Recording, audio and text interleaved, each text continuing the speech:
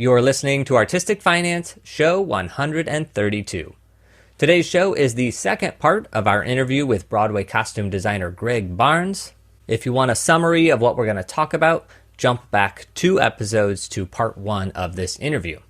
And now, without further ado, let's get to the show.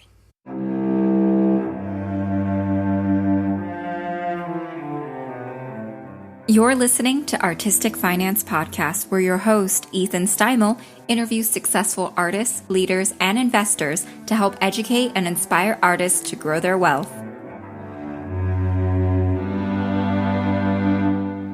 And actually, you hit on something there that, like, a lot of times people say, you know, as a designer, et cetera, blah, blah, blah, you don't make enough money to be putting your own money into a show, etc., like that. And you said something about spending your own money to make the project go. Explain that a little bit. You're not the only one, and I shouldn't say this. I'll probably cut this out because it's not for me to say, but I know John Lee Beatty has made several comments about, oh yeah, I put money into this, and even though I knew the show wasn't going to do well or whatever, but it was just easier, better for the design to just buy the couch and donate it. You know, this is a very hot button issue with designers. So I think you should leave it in. And I think I stand probably on the wrong side of this conversation, but I stand on the side of it that makes me comfortable. I'll give you an example. After Aladdin, when we were working on Aladdin, it was about a 4.5-year process. And I turned down 23 jobs to do Aladdin because I did not want to be overcommitted. If Disney needed me somewhere, I wanted to be there. And I wanted to, I just knew it was the kind of thing that could, the project took that much focus, but also I didn't want to be anywhere else, But on opening night, or right around the time it opened, Casey said, oh, we're going to do Most Happy Fella at Encores, and you're going to do it with me. You know you're going to lose money doing that because you do it for the relationship and because they're great. And then right after that, I got a call to do June Moon at the Williamstown Theater Festival. And I had never worked nobody, we talked about this earlier, nobody asked me to do plays. I've never worked at the June Opera Festival, and everyone that I admire has done it. At the end of that job, but it's summer stock, the show only runs 2 weekends. You got fabulous company, Jessica Stone, who I absolutely adore, who directed, Kimberly Akimbo directed it. But I ended up spending $12,000 of my own money. And the fee was $1,200. I don't know what it was, but it was a very small fee. But I sat myself down like I did when I had the crossroads of, do I become a union sketch artist or do I take this job at NYU? And I said, I have spent 4.5 years in a land of spectacular, a fable, a fairy tale, and somebody is asking me to do this job. I don't want to do any job that I don't feel like looks, other people can, say what they want to say about my work, but I know that I have a standard that I'm not going to, why do it? It doesn't make sense to me. Because I don't do it for the money. I do it because I feel this connection. So at the end of it, now I've never been asked back to the Williamstown Theater Festival. The show was, I thought it was a great production, but it wasn't greeted with, flowers on the street. But I left it feeling so satisfied. It was sort of essential at that time in my life for my own, whatever that is, my own heart, to do something that was different. That was, that's something that I don't get asked to do. So you have to, depending on and other people are like, that is insane. That was more than the budget for the show, but I didn't care. And I could afford it. I'd done Kinky Boots and I was benefiting financially from that. And you have to follow your heart. You can't just make every decision. I mean, I say that until you're in a secure place, of course, you have to make wise decisions. Sometimes I think it's penny wise, pound foolish to make every decision about, if you can pay your rent, it's like you have to decide for yourself what you need. Well, and I also think at any given point in your life and career, you making that decision after Aladdin is different than you making it before Aladdin or in 1981, when you're paying more for rent than you're making in money. But even then, even when it was a church basement, if I could, and I knew that by this $50 this gift of $50 will make this thing look better than somebody could have done it with the same limitations and the same passion and the same talent and the same, mine will look $50 better. I would spend the $50 because I don't care about clothes and trips. I don't have a partner. I don't have a cat. You know what I mean? I've kept my life very monastic in a way. And I think another reason why it's a hot button issue, sometimes it comes across as the haves versus the have-nots. And that's what you're saying about you have to be in a financial secure footing in order to make a choice like that. Somebody else wouldn't have the option to make that choice. This is why it's so hot button. It's like you're hitting on bigger societal issues, bigger financial issues that in entertainment, we don't talk about the money. We don't talk about that. So then it's like this growing resentment that happens. We all care about the show and we all want the show to look good and we want ourselves to look good. So that's the natural position. And I do understand that. But I also have to say, I moved here in 1980 with nothing. My parents gave me $2,500. That was their sole investment in me. I made my way. And the way I did it, I didn't come out of poverty, but I came out of a middle-class home. Pretty middle class, I'd say. My dad was an elementary school principal, and my mother was a stay-at-home mom. But it was a point of pride to not go to the well. There wasn't anything to get there anyway. I think the conversation is absolutely, I'm totally on board with everything that you just said. But also, I have to pat myself on the back a little bit to say that I didn't go out and drink. I didn't smoke. I didn't do things that chip away at whatever your financial reality is. I lived very, I'm patting myself on the back and then I'm not patting myself on the back because I know that people have much, much more difficult paths. But I also can't just completely say that I didn't create my own destiny. Well, and we've talked about on the show a lot where it's like almost everybody on this show started at zero. But starting at zero is way better than starting at negative. Yeah. And you mentioned it earlier on in the show. It's like you have to be healthy in the right place. There's so many factors. And I think that's also why it's complicated in theater. Theater is a hard business, no matter if you're on the producing end, no matter if you're established. Like it doesn't matter because like you mentioned, Natasha Katz at the top of her game, very successful, but was on Some Like It Hot, leaving at midnight, showing up at 8 a.m., leaving at midnight, showing up at 8 a.m. So as successful, as perhaps privileged, I'm not saying Natasha Katz is privileged, but as privileged as people who can afford these options are, they're still putting in a lot of time. That's why it's complicated here. Everybody in theater is making sacrifices, even if you do come from a trust fund. Absolutely, which is a great thing about your podcast. But, when you are you travel in a lane. I don't talk to other designers about their workday, their income. I just know my experience. And because of how the conversations have broadened and amazingly, I mean, it's such an incredible learning. I'm good friends with Paul Taswell, and we had a conversation. It's been a while ago now, but it was at the end of the George Floyd, in that end of COVID, in that time. And I learned more from Paul, who I've known since he was my grad assistant at NYU. I learned more in that 3-hour chinwag about life, racial inequity, financial inequity, and, his experience. But we don't talk about it because usually you're too busy and it always seems a little bit awkward. I don't know, maybe we should share information more readily, but it's not sort of ever been it's impolite or to talk. There's certainly money. Oh man, you're telling me. because getting people to come on and this is why I thought you and Nathan were joking when Nathan said, "Oh, Greg will talk about money, blah blah blah." I thought he was joking because it's so hard sometimes for me to find people that are willing to discuss it. Speaking of Paul Tazwell, I'm trying to get him on the show, and so maybe you can also introduce me there.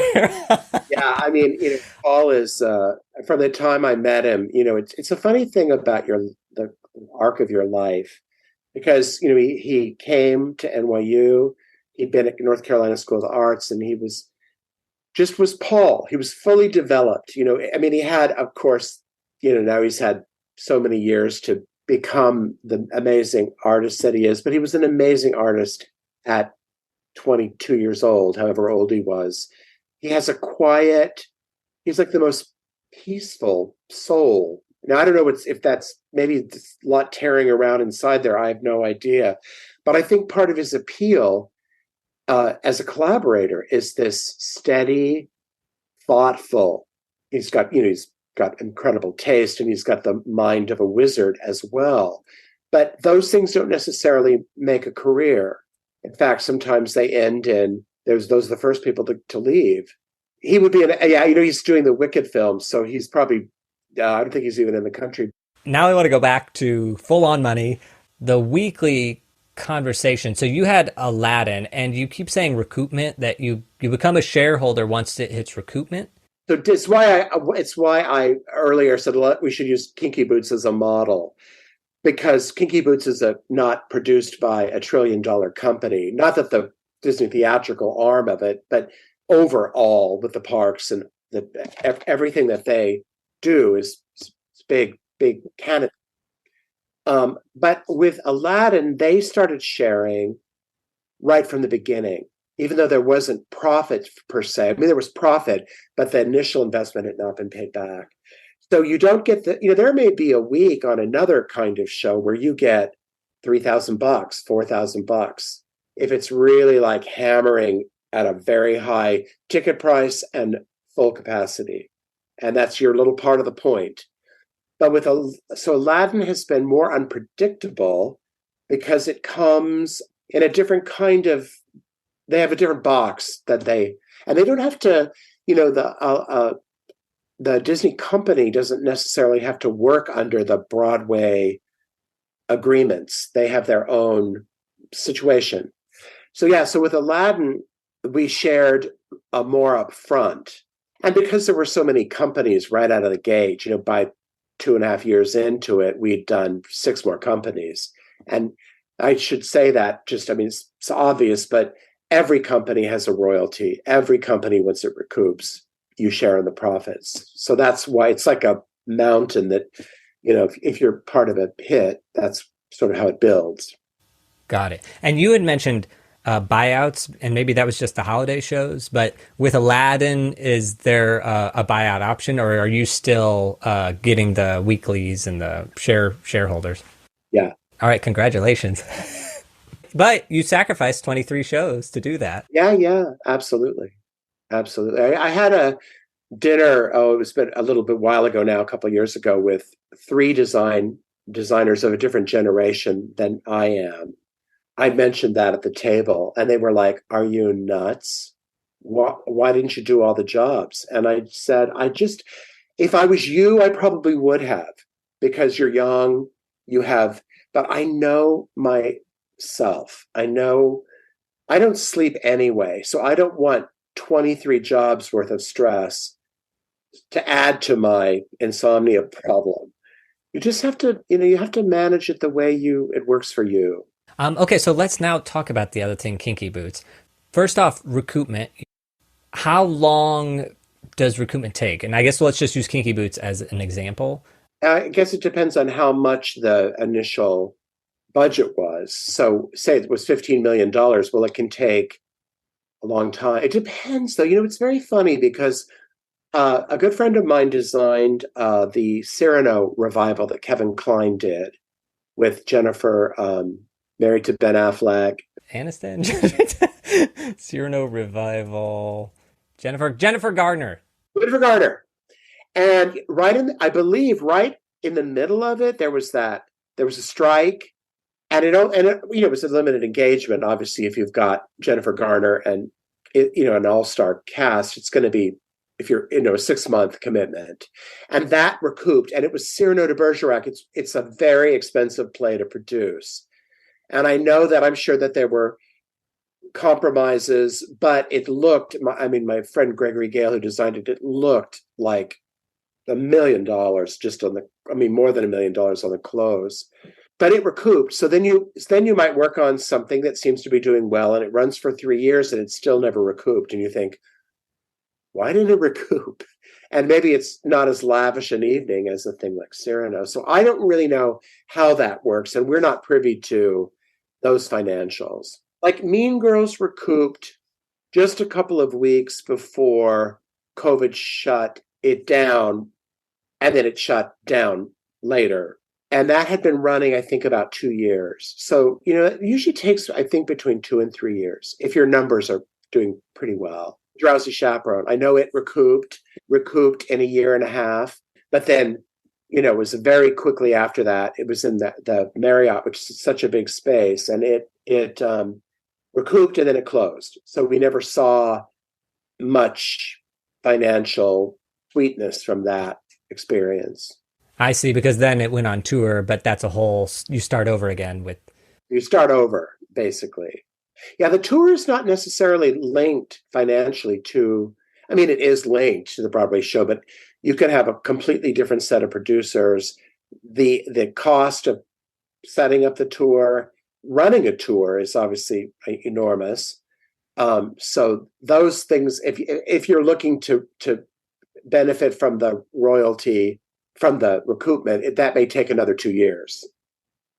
So you may be, say, like in the case of, again, I can't really use Aladdin because they don't, but say if Aladdin had been produced by a traditional collective of producers, if it wasn't Disney, and say the company on Broadway had recouped in 4 years.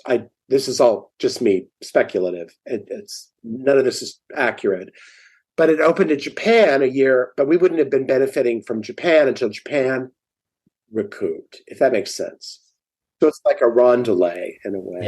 Yeah, I got you. And I know a little bit from the producing side is that the Broadway producers, right, they sort of have first right of refusal for the tour, but they have to put in a new chunk of money. And the tour tends to go out before the other version has recouped, unless it's just like Hamilton and going lightning fast. But so if you're a producer, you have to have that X amount of dollars or access to it without having gotten that income from the... Okay, so then the last thing I want to talk about, which is the holiday shows. You mentioned a buyout. I guess, how does the Rockettes work, or how does a holiday show and a buyout work? Well, the first time I was offered to design at the Christmas show which is owned by Madison Square Garden. The gentleman, at the time I had a lawyer instead of an agent. The lawyer said, now, and mind you, I had never made a fee over $400 at this point, and I'd been here for at least 10 years, making my little bit at NYU and scraping along, as you do. The fee was $25,000, and I was so shocked at the enormity of that number. I couldn't believe it.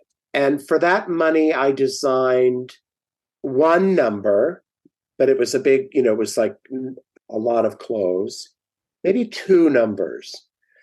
Then the next year, they decided, it was with a new director to them, they were changing the guard, and they came back and they had another chunk of the show they wanted to redo, and it was another $25,000 fee. So that happened. Then after that, I did Sideshow. That was my first Broadway show. It was suggested to me that I get an agent as opposed to using a lawyer. And I thought, well, that makes sense. So my agent, a couple of years went by, so he negotiated Sideshow, which of course was not a financial success. I get another call from the Christmas show. So we did 2 years, there's a little break, two years, and then I'm back. And they called me, and they said, it's $25,000. And I said, oh, well, you're going to have to talk to my agent because I have switched representation. Now, it just so happened that my agent represented the director, choreographer, some of the music people. So he knew what other people were making on the show. So when he came back to me, and I was his only designer at the time, I believe. I think I was his first designer. So he didn't have a history with knowing this person makes this much, this person makes that much, which is useful later when you, as you're building your career and other people are building theirs. Not that he ever tells me what they make, but he knows what they make. So he says to me, I hope I did okay in negotiating this my first time. And I said, well, what was it, less than $25,000? And he said, no, it's $60,000. And I thought, yeah, there you go. I mean, there you go for giving them their fee. You know, if he's taking 10%, $6,000, you're still coming out well far ahead of what your lawyer did. Exactly. And in a way, back to our earlier, the conversation that we had about privilege, really, I thought $25,000 was striking gold. If I had been more informed, I could have.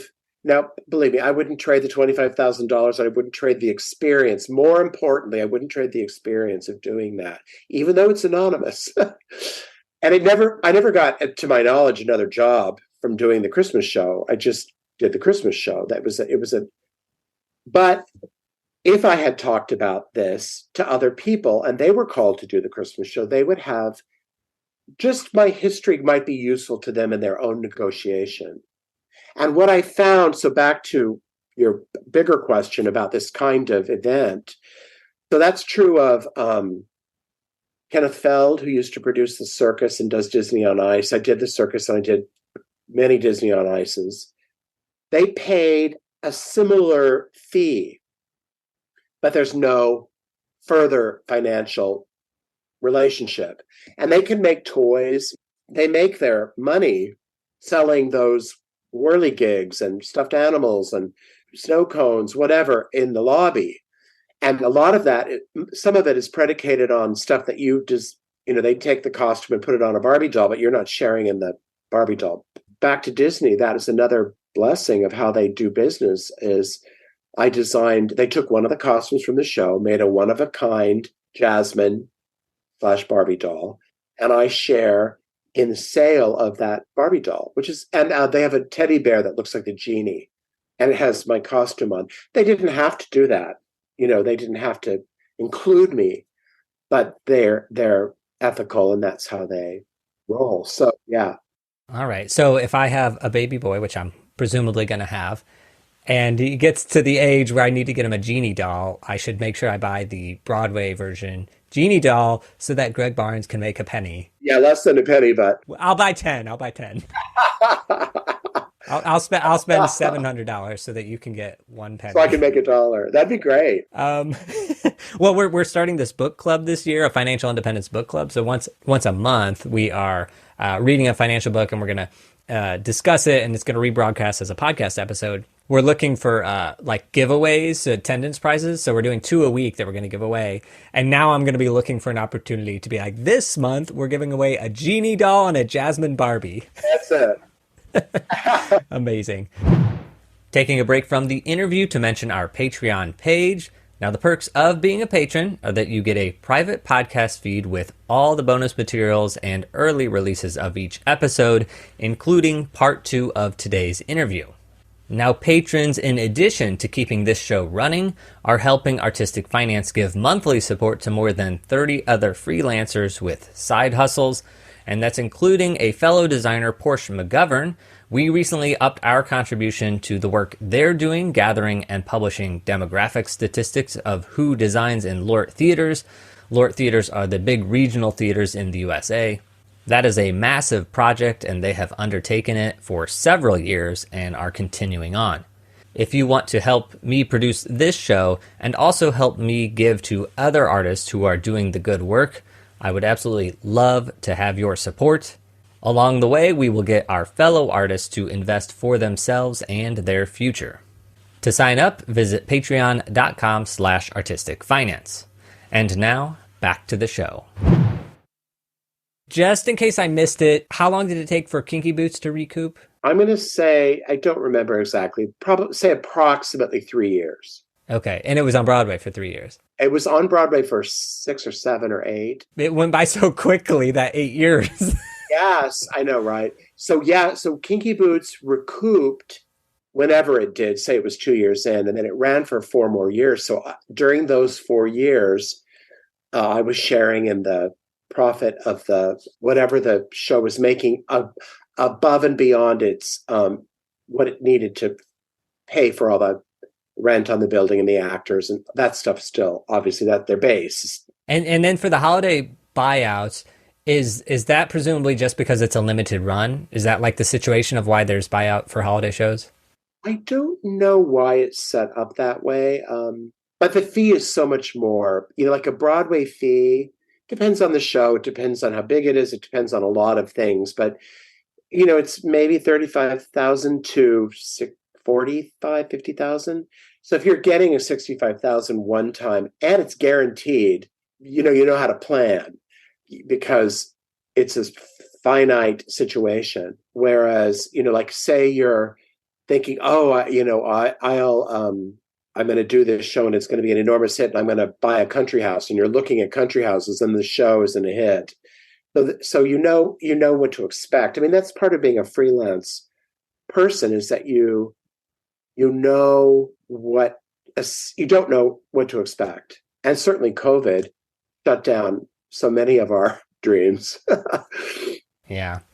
Having seen the Rockettes recently, I will say it was painful how much product placement was in the show. Specifically talking about the costumes, they literally make a plot point of the costume and how this costume is special and different. And I'm like, oh my gosh, this is just so everybody goes and buys the doll. So of course we went and bought the doll. Yeah, absolutely.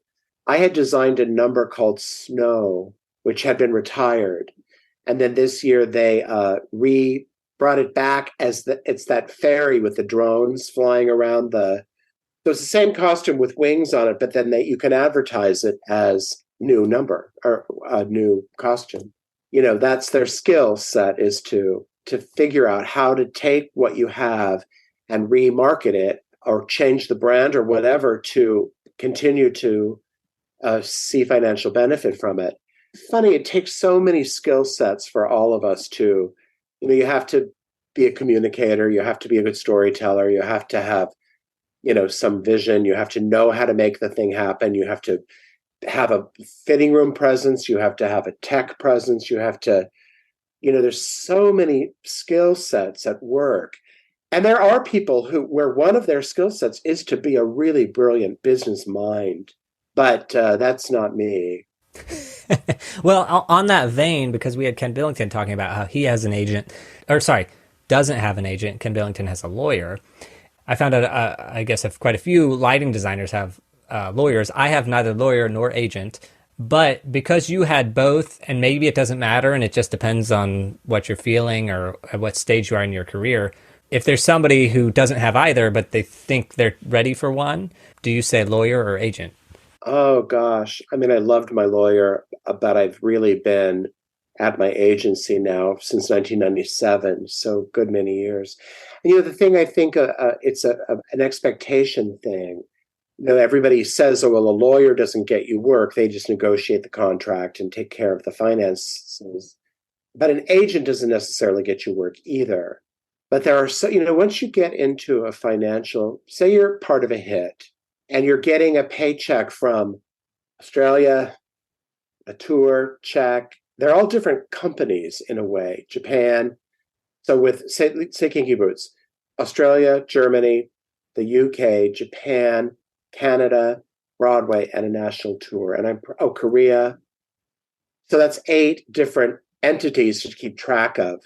The agent is keeping track of all that because, of course, their income is dependent on this running like clockwork and not getting messed up and somebody not remembering to withhold the tax or whatever. There's, it's a whole other complicated thing. So for yourself, if you're good at tracking all that, you don't really need to have an agent. That's not my strong suit, for sure. I can honestly say, maybe other than putting in a good word for me, but I've never had my agent call me and say, I got you this job, or I got you this interview, really. They've never taken credit for it, or they've just never done that. They've never gotten you an interview. They got me an interview. I got an interview at Kleinfeld's to design a wedding dresses. And I got into that a little bit, and I thought, what am I doing? This is not my passion. I don't. So, but that was, I mean, maybe my agent would argue that, but I don't know. But I'm not aware of any. All the jobs have come because, I mean, I essentially work for two people, Jerry Mitchell and Casey Nicolau, and I'm very blessed that they both work, and they work, they're prolific. But I'm not turning down jobs from a whole list of A-list directors, though I just don't get those calls. So I'm not interviewing with fill in the blank, really anybody. I mean, I think in my entire career, I interviewed twice for jobs I didn't get. All the rest of my career has been based on not just those two people. I worked with Eric Schaefer on Broadway. I worked with Robert Longbottom on Broadway. In fact, Robert Longbottom is the person who got me to Broadway. But the bulk of my career has been with these two amazing directors. I'm glad you said that because I've never interviewed. I once interviewed by accident and I didn't know it was an interview, so I didn't get the job, clearly. But I'm now becoming a father, thinking about leaving the city, looking for teaching jobs.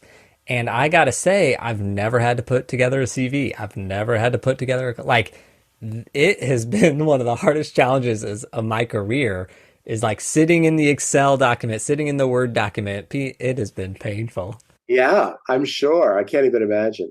Yeah, literally, I don't even maintain a portfolio. If I get called on to go, say, speak give a master's class or something, or go speak to students, I frantically look around and say, what's under the desk there? Put it in a folder, and I rush off to have a chat with the kids. But because I don't have a portfolio, and I really never have had a portfolio. I mean, it's funny because I go peruse the internet and find all the designers' websites, and I go look, and it's amazing the amount of huge scale designers that don't have a website. But then there's other ones that do have amazing, beautiful websites, and it's like, wow. And some of them you're like, clearly they just paid somebody to put this together, and they did a really great job. But it doesn't really seem to matter at all. It was interesting. During COVID, I got a call from LaDuca, the dance shoe company, to do essentially a Zoom chat. And the day of the chat, the guy who was the moderator said, "Oh, by the way, it's an Instagram chat." And I was like, I am not on Instagram, and I'm an idiot with anything technological. So I'm frantically scrambling to join Instagram. Thank God it all worked out. But the funny little blessing to this is that prior to, let's say it was 2.5 years ago that this happened, I had never saved one photo, I just was working all the time. I was lucky to be working, and I didn't think it, but all of a sudden I was like, you know what? I need to be chronicling what I spent my life doing. And so I started, and you think, oh, well, certainly out in the world, in the cyber world, no, it's not out there. These things that, for 12 years, I was the resident designer at the Paper Mill Playhouse, and they did 6 shows a year, and I usually would do 5 of them. I did that from 1990 to 2001. And none of that is out, very, very, unless one of the actors has pictures, but there's nothing out in the world to prove that I had done all of these things, other than maybe the old sketches, if I still have them. So I started to chronicle my life in a way. One thing, this is not about money, but it's about your life. When I was in school at NYU, we were just graduating. A friend of mine said, "Can I have a sketch?" And I said, "Oh, sure." I was so honored. Nobody had ever asked for a sketch before. And my very dear friend, Kitty Leach, said to me, "You know what? I have a feeling a lot of people are going to want to have a sketch. Why don't you keep a document?" And of course, it started off on a legal pad. And so I did. now here we are 43 years later, and I pretty much, not, I don't always remember to clock it, but I can look now at this document and I can say I've donated 288 sketches to Broadway Cares Equity Fights AIDS flea market. I have either gifted or sold, or they've been stolen, an additional 700 sketches. So it gives me an idea of my output, and that's, and I have in a closet here in the studio. I think it's more important than we think in the moment to chronicle what we're up to. And certainly financially, to remember exactly what I made, what I spent, because it bears resonance later, even if it's just as a teaching tool for other people. So I wish that I had been more keyed into that than I was, because it's only recently that I started to gather what I can find of my past. Yeah, I'm getting flashbacks of the John Lee Beatty archiving. I think he had the same sort of thought of, and he saved everything, but it's like the things that went missing. I even went a couple years ago when I was working with him. I went to San Diego for vacation, and he said, "Oh, can you stop by the Old Globe because I have XYZ?" So I stop and I say, "Hey, I'm looking for this sketch," and they say, "Yeah, and here's 8 others that you can take back to him as well." God bless John Lee, and God bless you. I don't know. I would never have even thought it was important, but now I see. And what's very funny? I'm on the panel that chooses the Irene Sheriff Awards, which is a theater development fund award that they give out every year. It's a costume-related award. And they give an award to a living designer, a young designer, a Lifetime Achievement Award, In Memoriam Award, and then they give an Artisan Award. And then every year, Susie Bensinger, who's an amazing designer, makes a film about somebody. And it might be a designer, it might be a shop, it might be... And our history is so short. And yet, probably except for John Lee, a designer will come up from the 1930s, and when you see a film about the arc of their life and what they achieved, it is staggering. And yet, the younger generations, when you're young, you don't have time. You're just trying to get through the day and make your way and find your voice and make sure your voice is heard. But those things are strangely important. And I think if somebody's watching this who's at that time in their life, even if they're older, but they're at that time in their career life, just to pay attention to your archive. I love that we're talking about this because it is important, completely unrelated to artistic finance, but we're documenting things. Like every episode, every interview is documenting something. And when Howell Binkley died, my biggest regret, I never had him on artistic finance, which is fine, but it's like that could have been a documentation of. And also John Lee Beatty, I mean, he's very private in his donation, gift giving. I mean, people ask him to donate things, right? And me spending so much time with him, he would say, "Oh, I just got asked to donate here," like talking it all through, like, should I give and how much? And should I be anonymous or not? And every single time he was anonymous. He would sometimes say, "If you want to use my name, if you think it will help the cause, please do. Other than that, I want to be anonymous." And that is totally cool and respectful. But in a situation, having a theater or having a building or something named after John Lee Beatty or perhaps Gregg Barnes, only because it's a history of designers who are never documented. I think there's some importance. I'm not saying he needs to be egotistical. I never knew Tony Walton, but when he passed away, I was doing A Day in Hollywood, A Night in the Ukraine, which he designed originally on Broadway. And then I was working at the Actors Studio of Drama School, which he helped found. So then, of course, I am just affected by it for no reason, even though I have no connection. So I go look into his career, and it's like this massive career. And even though I knew the name Tony Walton, I didn't know half of what he had done. But it is that same thing of I'm this kind of person where I go on the internet Broadway database, I go look up a Broadway show from 1905. I either trace the design to modern day of they worked with this person and this person, this person, or I will actually start crying because it's just so beautiful that all these people were there and were at the height of their game on Broadway in 1905, and not a single person, including Broadway, know who these people were. Exactly. It's so true. I'll tell you, if I can, an anecdote about Tony Walton, which it's not about finances, but I think in some philosophical way it is crucial and it's related. I broke my finger. I have this funky bent finger now because I fell on the ice. Tony used to hire a lot of NYU graduate students to be his assistants. Many of them that became their career.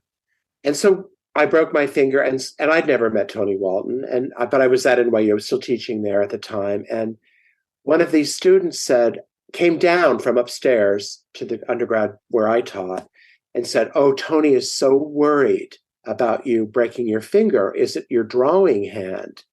And I said, "Okay, wait a minute. Tony Walton knows my name and knows that I draw, that I like to paint. Like that is." It was like getting a letter from out of the blue from Hal Prince. That same kind of, we think that we're going through this anonymously, but people are watching. So I had this, I never met him, we didn't talk. So one day I was doing a play, the only play I've done on Broadway other than the musicals, for the second stage. And I had to go to the costume collection because their budgets it's a different scale. And I was going through these old musty costumes and so bitter, just like, when does it stop? When do you get to be, do all the greats do this? Do they have to come and go through this nasty ass slipper bin trying to find the mate to some dirty old slipper that, you know what I mean? So I'm in this really negative headspace. And this gentleman, who I know is Tony Walton, because even though I've never met him, I know what he looks like, comes around the corner and he says, "You're Gregg Barnes." And I said, "Oh my God, Tony Walton, it's amazing to meet you. What are you doing here?" And he said, "Aren't we lucky?" And I about fell down dead because that was not the tape that was playing in my mind. I was like, "Aren't we lucky? Aren't we lucky?" And he said, "The history in this building, the treasures that are the stories that are contained in these racks and in this slipper bin." And I thought, that's who I want to be.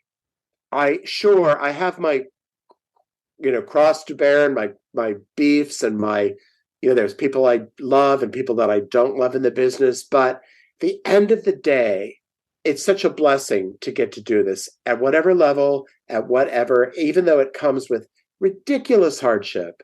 But I want to be Tony Walton. I want to, because it nurtures my reason for living. I'm not content unless I'm in this path, doing this job. That's so beautiful. And, I wasn't expecting this sort of gratefulness coming from us on this show. I know, right? We had a lot of gratefulness. But I absolutely love it. And just one more little point on it, which is there's 150 people that listen to this show. A lot of times I just think, 8 billion people on the planet, 150 of them join me every week. And honestly, we all do it anonymously. So none of us talk or interact, but we share this moment of audio together. This is dawning on me recently, is that those 150 people care about the stuff that we're talking about passionately. And they may not feel passionate, because I never feel passionate day to day, except those moments of reflection. Yes, you and Tony Walton, two people out of 8 billion meeting, while it may not matter to that many people, like 150 people listening, it does matter. Yeah, I know. When I used to teach, I would always say to my students, if nothing else, be part of the community. And if you see the band's visit and it touches you deeply, write to David Cromer or to the design team. Don't say, "Oh, by the way, I'm a design student and I would love to show you my work." Don't have an ulterior motive. Just reach out because it touched you. I guarantee you, it will come back to you. It may not come back to you in a paycheck. It may not come back to you in a job, but it will come back to you in some surprising and delightful way. Just because you were a generous player in the game. I really believe in that.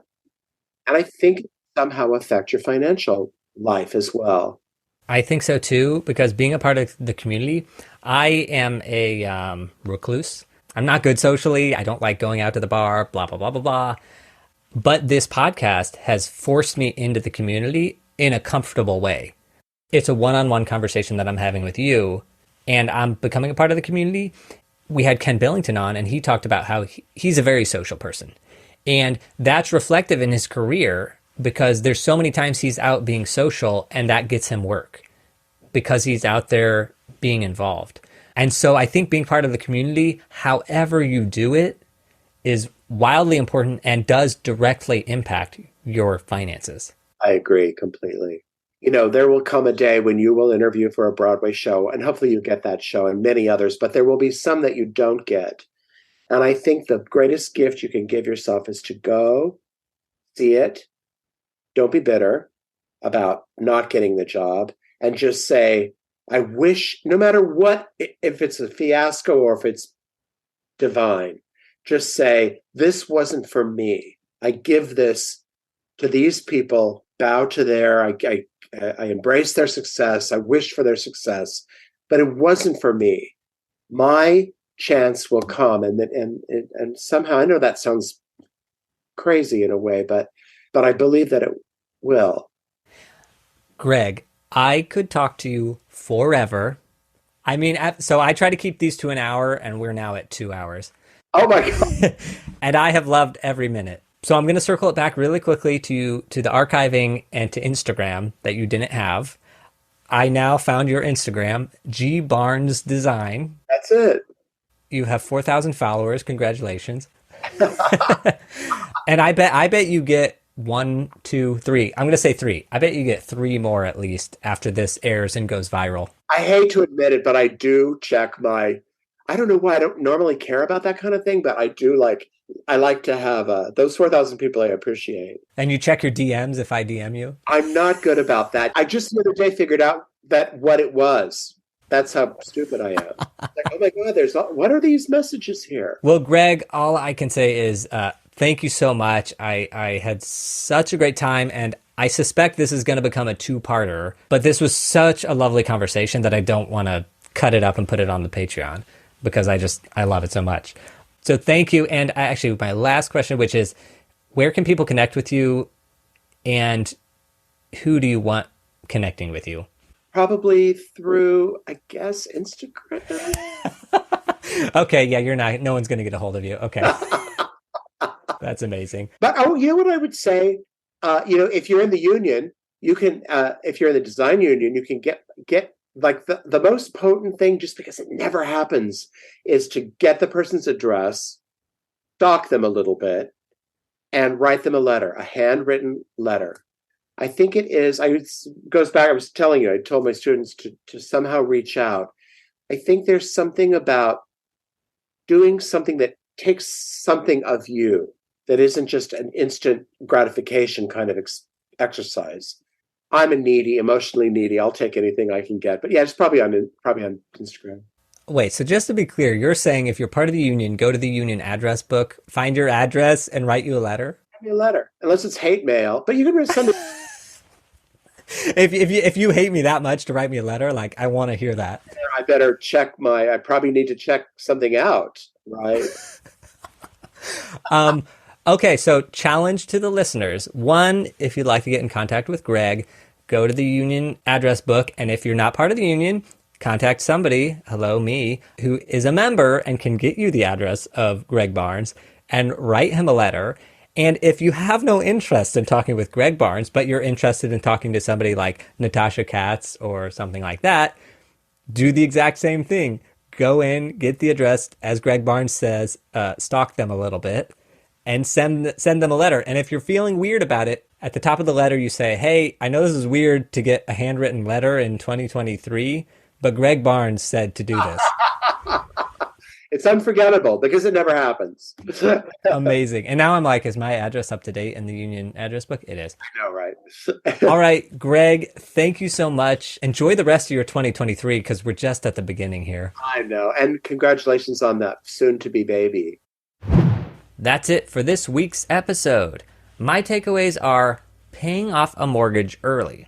not paying anything extra, yet allowing the extra early payments to chip at the principal. And part and parcel with that takeaway, keeping the mortgage as an interest deduction. So just as paying lots of taxes means you're making money, not getting a tax break on interest means that you're not paying interest. Gregg goes to the beat of his own drum to feel financially in control, which is worth more to him than if he did the tax advantage method of paying off the mortgage. I'm calling attention to this for all those times that you see someone explaining some logical money-saving hack or tax-deductible hack that you're not doing. The reality is, if you're in control and you know what you're doing, you're good, even if you're not taking advantage of this thing or that thing. The $12,000 that was spent on a show that never went anywhere. Gregg could afford it, and it made his design better, it made him feel better. Now, it didn't pay off financially, but that's not what it's about. Some people gamble in Vegas, some people donate money, and some designers put money into making their designs better.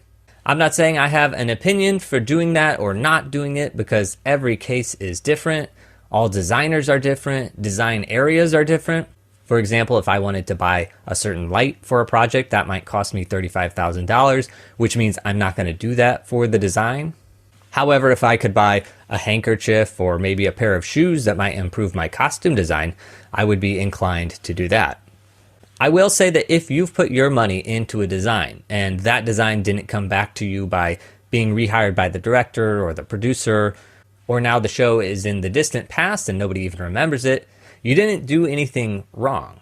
I've never spent $12,000 on a show, but I have done a lot of nonprofit work, and I have purchased gobos, fog fluid, even paid for small rentals on my own, and I've purchased 2 ETC Nomad lighting controls and a laptop that I've left on dozens of small shows so that the stage manager could have an easier time taking cues. And frankly, never has it come back to me financially, but it has made my life easier. It's made other people's lives easier. Somehow I just have felt like it's been the right thing to do. All right, monastic lifestyle. Now this is a repeating theme on this show, and that is that a lot of theater artists do not have a lavish lifestyle. There's a lot of factors for that. I think partially it could be low wages in the live performance world. Partially it's because they're too busy to go out and spend money. And partially because, like most humans, we only need so many necessities, and we don't need much more than that. I'm only mentioning this because it's another unique feature of why people listen to Artistic Finance. A lot of mainstream financial advice is about cutting things out of your budget, not spending more than you need, taking advantage of your 401k. Yet most live events workers don't actually need that advice. It's good advice, but it doesn't apply to our lifestyle. For designers, using an agent or a lawyer for negotiating contracts. Now, Gregg didn't have a preference, but he did provide a story that the agent helped him get more money. Now, that hits on a point that is made time and time on this show, getting people with knowledge about finance and business and letting them help you. Anything that can save you time and energy is only going to benefit your career. And finally, the information about royalties and how designers earn is pretty great. What it boiled down to for me there was, when you're negotiating your first royalty show, be sure to talk with other designers, maybe get an agent, maybe get a lawyer, aka get some help, don't just do it on your own. And the other part is that regardless of what happens, if you're fortunate enough to work on a show like that, it's going to be good for you. So what did you think? Did you enjoy this 2-part interview? Let me know by emailing me directly at artisticfinancepodcast@gmail.com or sending me or Gregg a letter. 10 points to Gryffindor for anyone who does send a letter. If you want to support Artistic Finance, I would absolutely love to have you as a patron. For that, you will get early access to episodes and the outtakes from all previous interviews. And most importantly, you are supporting our mission to normalize financial conversations amongst creative professionals. We do that by providing freelancers answers to any financial question in the safest space possible. And of course, we've taught people what 1099 income is, what a Roth IRA is, and what compound interest is. I'm so glad that you're listening in and learning along with us. If you do want to help support the financial part of this show, join up at patreon.com/artisticfinance. You can join for as little as $3 a month. Thank you in advance for that, and you are making a difference. Now, if you're not ready to become a patron, there are other ways that you can help support me. Now, the biggest relates to today's episode. Now, you may have heard me mention not getting a documented interview with Hal Binkley. Here's the reality about that. I am one person, so I'm not going to be able to get interviews with every Broadway designer, with every creative designer, with every creative person that I would love to have on this show. So how this applies to you is that if there is someone that you would like to hear on this show, go get a hold of them. I don't care whether you are an introvert or not. I don't care if you're a good public speaker or not. I want you to get a hold of that person and interview them. I'm happy to provide an outline or to help coordinate, but if you can get the interview and record it on your own time and on their own time, we could potentially put it onto this show. And if it can't fit into the schedule for this show, we can at least have it for posterity. That's a big ask, but I would love for you to think about it and potentially even do it. Another incentive for it, other than just documenting a life or a career, is that it gives you a reason to connect with someone that you'd like to meet. It also gets you involved in the community. Gregg mentioned the importance of getting involved in the community, and this is a surefire way to do it. That's it for today. Until next week, break a leg.